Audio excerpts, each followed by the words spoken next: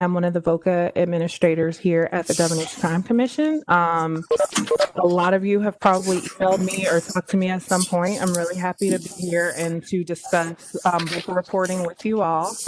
I just want to remind you all once more, please mute your microphones. And also, there were some handouts that we had for you that popped up or may have popped up as soon as you logged in. If you happen to close that window, you can access those files. Scott, can you share again how they can access those files?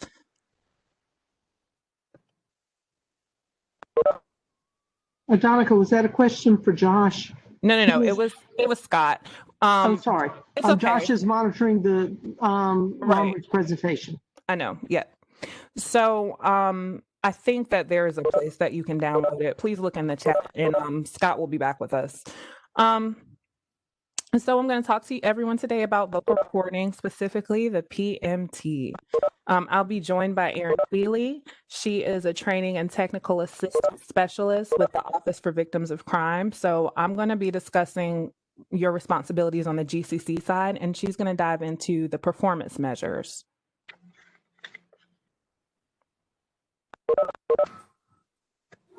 So there are 3 important required VOCA reports. There's your initial subgrant award report, or your ISAR, your subgrant award report, or your SAR, and then there are the OVC quarterly performance reports, or the PMT reports. All of these reports are required as a condition of your VOCA award, and you must submit them by their deadlines. If you do not submit these reports, you will be placed on a GEMS hold, and you will not be able to receive reimbursements for your project-related expenses. It is very important to remain in compliance with this requirement. So these reports are connected. The initial subgrant award report is due immediately at the beginning of the open of your grant. I'm sorry, I'm getting a lot of feedback. Please mute your mics. Scott, are you able to mute folks? Thank you. The subgrant award report is due within 30 days of the start of your project, and you'll have to do that in order to access your performance reports in the PMT system. Those are due quarterly, and we provide you with reminder emails and the information for those deadlines to GCC. So let's talk a little bit about the initial subgrant award report. All VOCA reports, except for the ISAR, are entered directly to the PMT system. So the initial subgrant award report is due to GCC directly through the GEMS system. It's the first step in gaining access to your VOCA reports and your PMT reports. And again, it's due at the implementation of your grant. So the ISAR can be accessed by going to VOCA reports down in your GEMS window. And once you do that, you'll be able to click on the initial subgrant award report. So once you're notified that your project's been open, you can complete the ISAR in GEMS. And the ISAR essentially contains information about your organization, basic information about the project. Those of you who have had VOCA funded projects in the past should be familiar with this.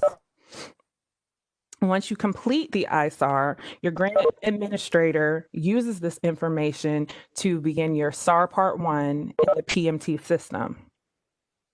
So we're going to talk about the subgrant award report next. The SAR Part 1 is due within the first 30 days of your project. It is very important to get that in because, again, you can't move forward and report on time, and you will be placed on a GEMS hold if you are not able to complete these reports. Your GCC grant administrator will complete the SAR Part 1 in the PMT system based on the information that you provided in your ISAR. Once that's completed, you'll have access to complete the SAR Part 2 in the PMT system. You'll then have access to the quarterly reports for each of your organization's VOCA funded projects. It's really important to note that these steps have to be taken for each individual VOCA funded project. So the OVC PMT report. We provide you all again with due dates. These due dates are posted in multiple places, including on our website and our grants management guidelines books, and you get email reminders from me, many of them. So the first quarter is basically October through December. It's a federal report. We go by the federal reporting calendar in the federal fiscal year. The second quarter is January to March. Third is April to June. And the fourth quarter is July to September. It's important to note that if you have any issues with the PMT system, that you'll need to either reach out to the help desk via email or at the 800 number. I also provide that number when I'm sending you emails about these reports. And the reason for that is because it's not our system. It is a federal system, and they are in control of that, so they can help with troubleshooting any navigation issues with their system. So once your award has been opened in GEMS, GCC staff will create a profile for each project in the PMT system. The project director of your projects, all of your grants, so only the project director will receive correspondence from the GCC regarding reporting. That doesn't mean that another person can't be appointed to enter your reports in the PMT system. However, when we're emailing, we're pulling directly from the GEMS system. The project director is responsible for informing staff, including any support staff, of the report due dates or any updates that come from the Governor's Crime Commission. So to access the PMT report, you can go into GEMS and click on VOCA reports. Once you do that, there is a link there that will take you directly to the PMT website. And also, you'll notice, again, the deadlines for each report. I'm not going to dive in too deep with the PMT website because OVC personnel is here to discuss that. But some tips that we provide our subrecipients, again, is that the PMT system works best with Google Chrome, and JavaScript must be enabled on your computer in order to enter the data. You must report activity specific to individual projects. So if an individual receives services through more than one project, the services should be delineated and reported separately for each project. Please don't combine numbers from two projects, or don't report the same numbers on multiple reports. Once you've completed the report, you must save a copy of the report as a PDF file. Did you get in? In that you should indicate the project number and the time frame for the report in the PDF file. You'll then go to the GEMS system and you'll click on PMT reports. This is a little bit about this is a little bit of what you'll see. You'll see previous reports that you may have submitted if this is a continuing project or a project that's already open. If it's a new project and this is your first report, then you will not see all of these reports that have been submitted, but you'll click on the quarter that you need to upload the report for. This is just a little bit, standard instructions. You browse, you select the report on your computer, and you'll save the attachment to GEMS. Once you do that, you'll see confirmation of the date that you submitted it. Now, if you go back in GEMS and you check, you can see whether your grant manager has reviewed it and validated it. Your GCC grant administrator will send your report back if there are any errors, and you'll have to correct these errors within the PMT system and provide an updated report as an upload within the GEMS system. So if there are any questions about PMT reports or, specifically something's going wrong in GEMS, et cetera, please feel free to contact anyone on the Crime Victim Services Planning team, including myself. I am generally very responsive, and I deal with PMT primarily. And now I'm going to hand it over to Erin, and she's going to talk to you about the performance measures. Erin? Let me see.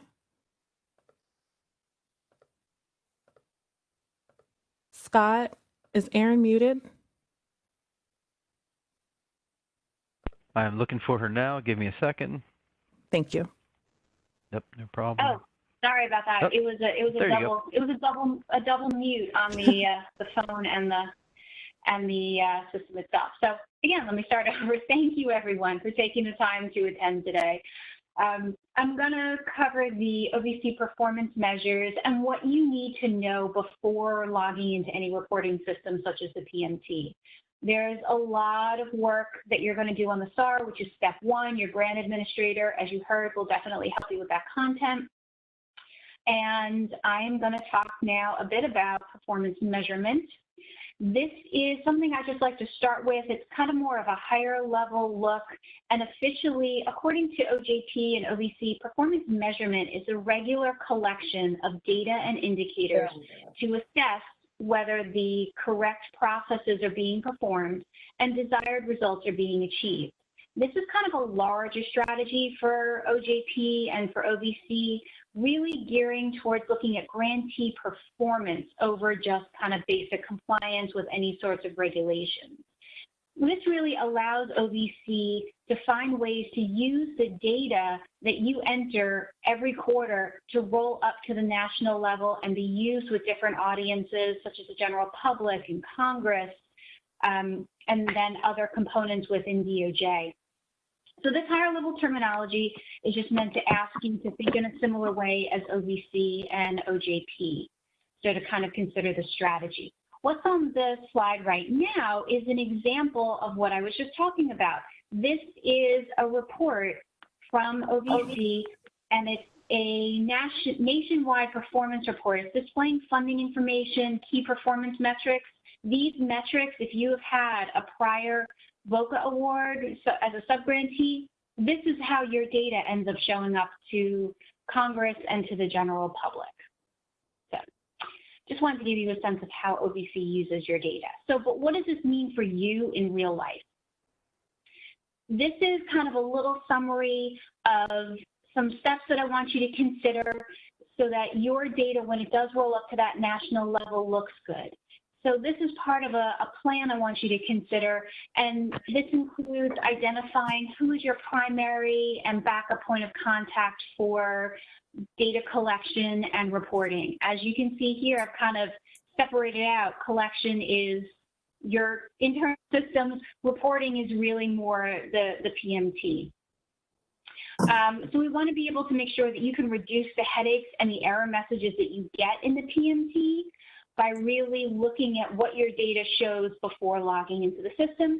So now we can move on and kind of talk a bit more about the measures themselves and focus on some common questions. So what we have here on the slide right now is a list of the basic performance measures.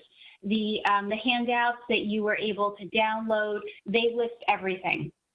All of the client services and demographic questions, victimization questions. This is just kind of a summary here of them.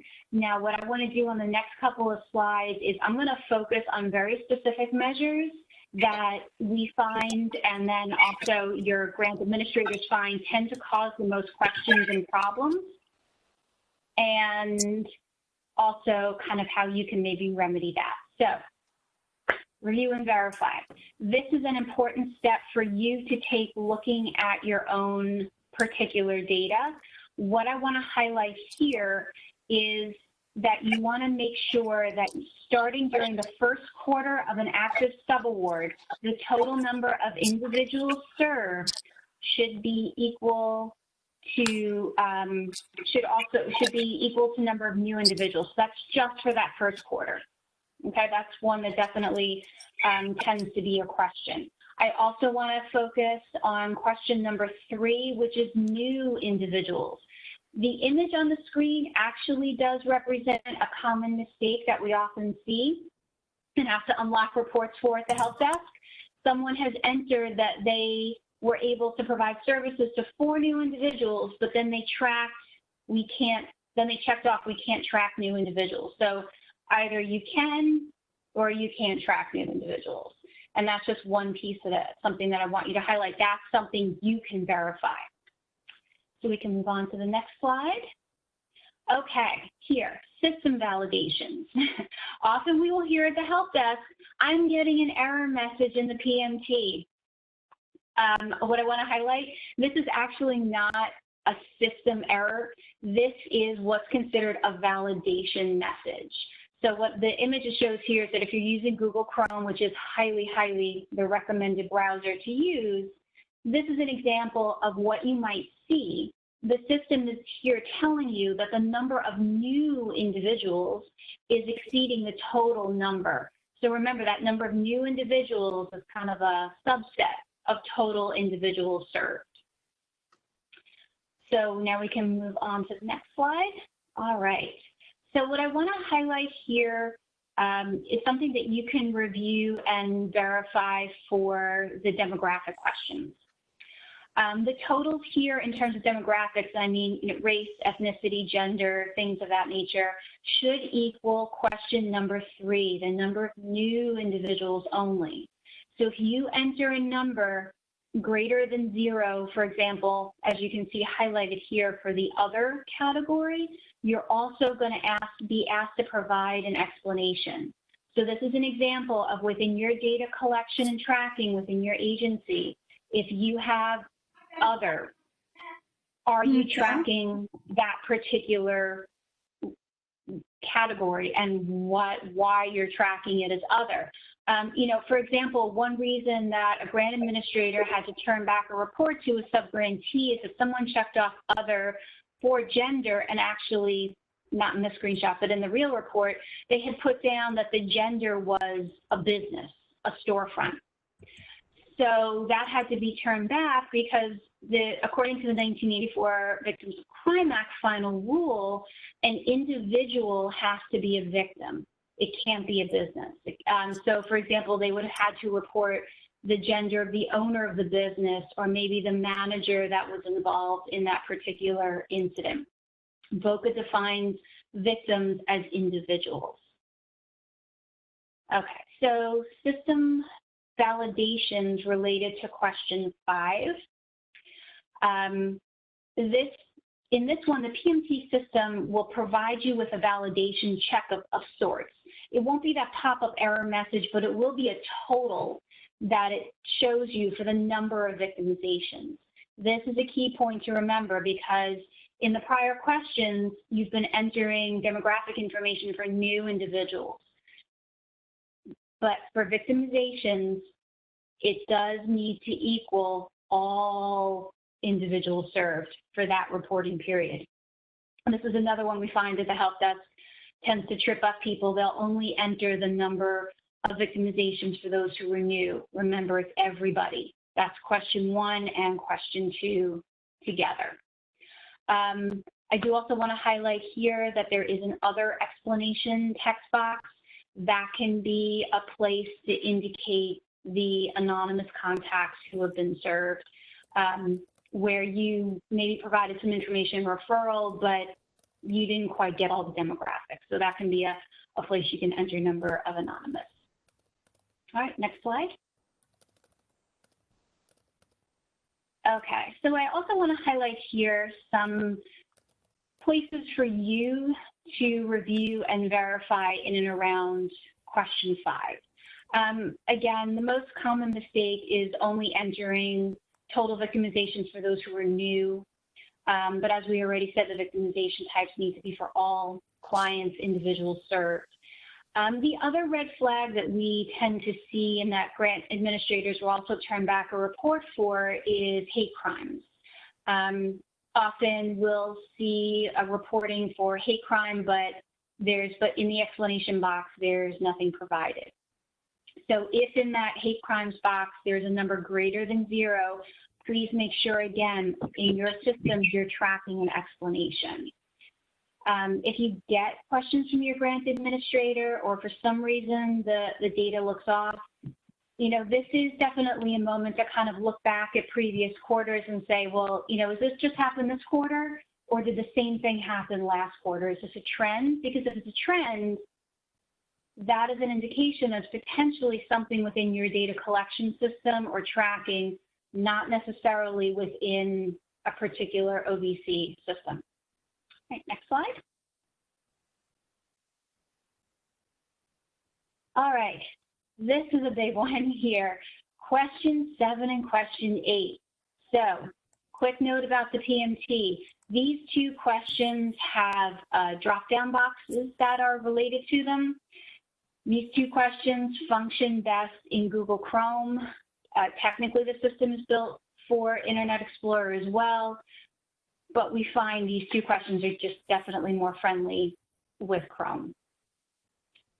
This is also a key set of questions that can provide a good place to look at your data collection system. This is often, again, a question at the help desk, or if I set up a one-on-one TA session, we find out that the number of individuals per category does not add up to the total individuals served.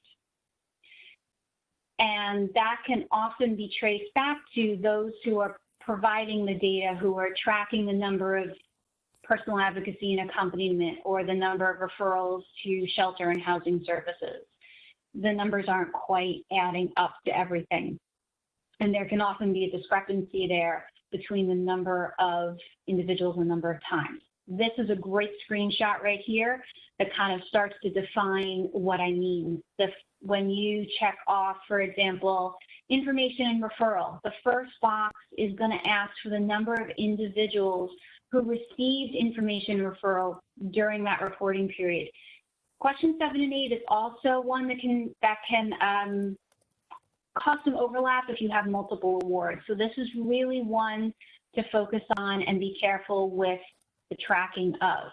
Now, the number of individuals for information referral, that can be less than the number of services. So we, definitely understand that if you have 125 individuals who received information referral, you can have number of services be more than that. One individual can receive information about the criminal justice process, but they may also receive a referral to another victim services program or to counseling or to something of that nature. Next slide.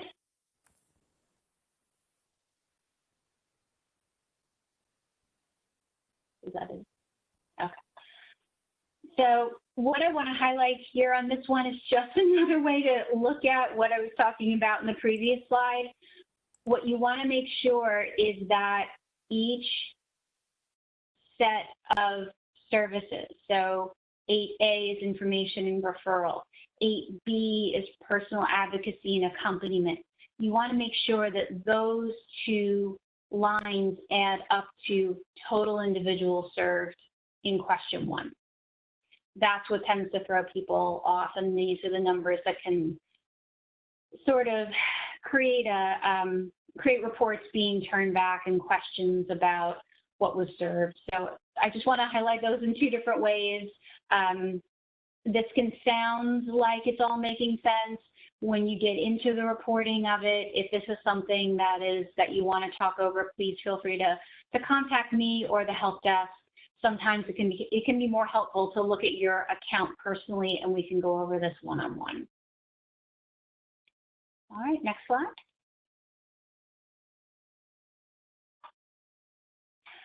So let's just stop and take a moment here, and I want to offer some questions to consider and some questions that our team uses when we're actually reviewing reports.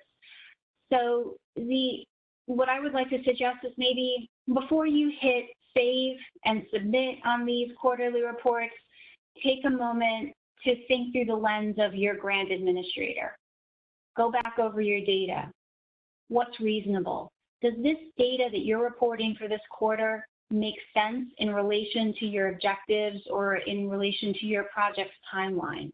Is there anything in that report that might cause questions or a concern? If so, you do have that additional comments box where you can leave notes for your grant administrator to maybe get a sense of why all of a sudden number of victims served dropped, or an explanation of why something you feel may or may not line up with the VOCA Act.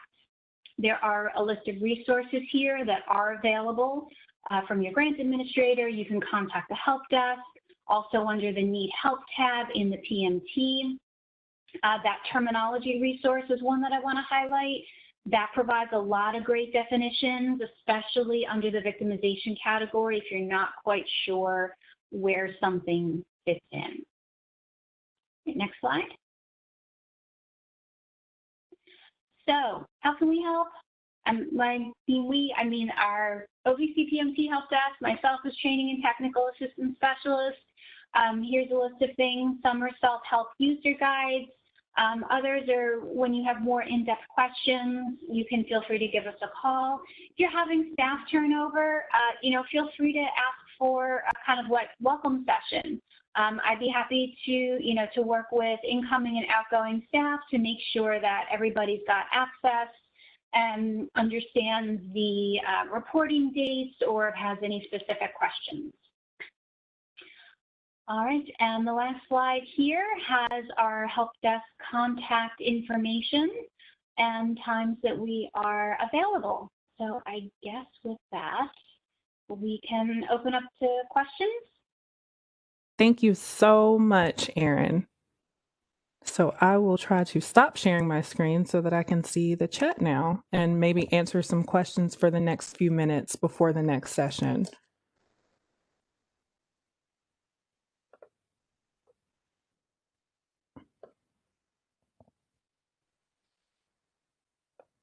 You can definitely let me know if there's any of these questions in the chat pod that you want me to address. Okay, let's see. Adonica, it's Jim. I think I've tried to get most of them. Erin, I do want to make sure that if they have a continuation grant, right. Last cycle they had a crime victim services grant.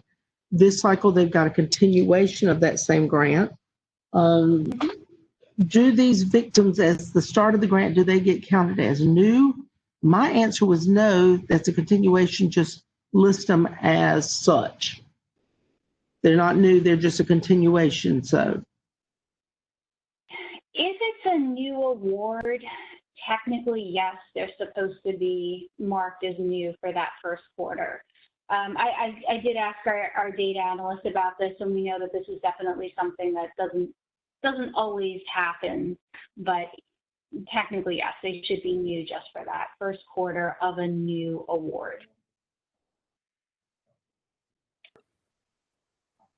Erin, there looks like there is another question from Florence. There's a question that asks whether people are immigrants, refugees, LGBTQ, LEP, but it does not consider that people might be all of the above. We always explain in the notes, but we do not know if there's a different way of reporting this. No, it sounds like you are definitely taking the best track there, and it really is, from the VOCA standpoint, it's a self-report, and it's going to be how, what that victim chooses to offer in terms of gender and identity. And then if there is something that, that overlaps, definitely, I agree with you, use the other category, or, you've got that other additional comments at the end. If you feel like something doesn't line up, leave a note for your grant administrator. That's a great way to kind of track that information from quarter to quarter. All right, Erin, this is Jim again. One of the questions we got was, again, back to question 8 on the PMT about all of the subcategories. They might, the agency might not have individuals in that category, but they should always total up to the total or exceed the total in question 8. So can you go over that one more time? Okay, yeah. So there's I think there's A through E.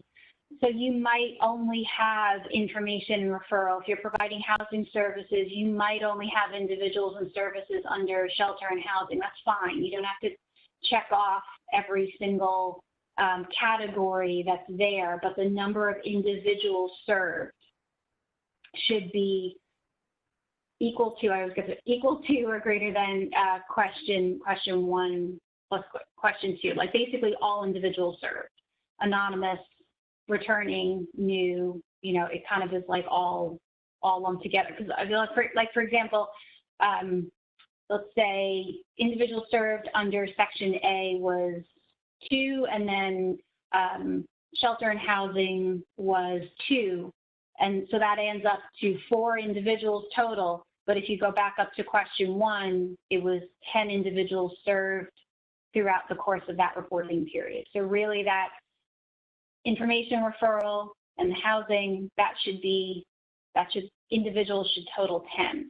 And I've tried in different ways to explain this. It can be hard in this kind of setting. So again, please feel free to contact the help desk. Sometimes it makes more sense when you're talking one-on-one and looking directly at your own account. I think that we have run out of time, and I wanted to share with everyone here that the links for the next breakout sessions are posted in the chat. I wanted to go back to Seema's question about whether the victims are new in the first quarter. So Seema, since even if it's a continuing project, it is a new grant award. So in the first quarter, all of your clients are new. I just wanted to share that. And again, I think that we've run out of time. So if there are any additional questions, please feel free to reach out to me or anyone on the CVS team at GCC, as well as you can reach out to your grant manager, and also you can reach out to OVC PMT Help Desk. Thanks, everybody. Thank you.